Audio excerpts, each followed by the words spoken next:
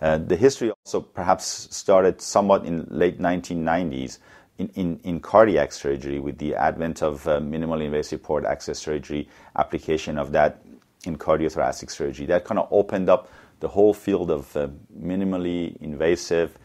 small access for cardiac surgery. Then the robotic application in surgery in general and cardiac surgery in particular became a big enabler for surgeons to do complex operations, having various degrees of freedom that you can do the operations the way that you're accustomed to. And then gradually, with the field of visualization of the tissue becoming more bifocal, and then you have better depth of vision, also enable the surgeons to do more operations. For the application of robot in coronary revascularization, there is an artery that runs behind the sternum, behind the breastbone, right in here. So you can come from the left side of the chest with 3 little ports and be able to see the entire length of the artery and separate it from the chest wall, and then make a small incision underneath one of the ribs that is closest to the artery on the heart, and then just bring the artery down and anastomose it to the area that you were going to bypass. For the application of the mitral valve, the exposure is usually from the right side, that actually we can make an incision between the ribs on the right side, again, somewhere between 1.5 inches to 2 inches long. And then we would put the patient on the heart-lung machines through a small incision on the groin. For thoracic operations on the lung, depending on where the tumor or the cancer is, either on the left or on the right, similar incisions can be made that are usually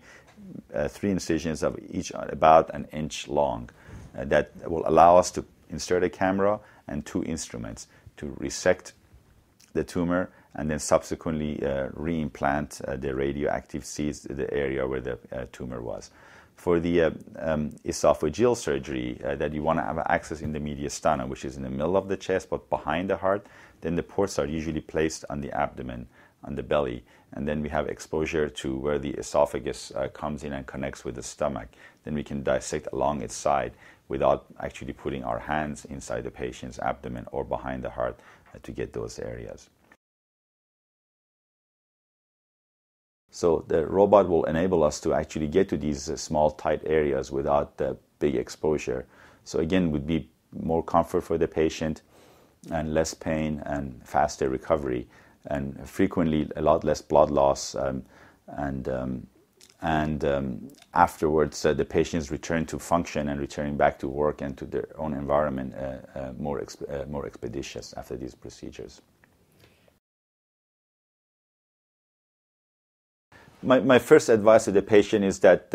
if by some means they're considered to be high risk because of age or conditions that are considered comorbid, lung disease or kidney disease, and I advise them to get second opinions.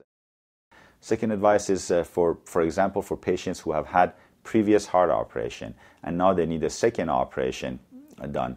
If those patients should also, if they're considered to be of somewhat of an increased risk, they should get a second opinion that there may not be an increased risk if the appropriate preoperative care and preoperative planning is done, and then the skills and the postoperative care do exist at another institution. Perhaps they should be doing that.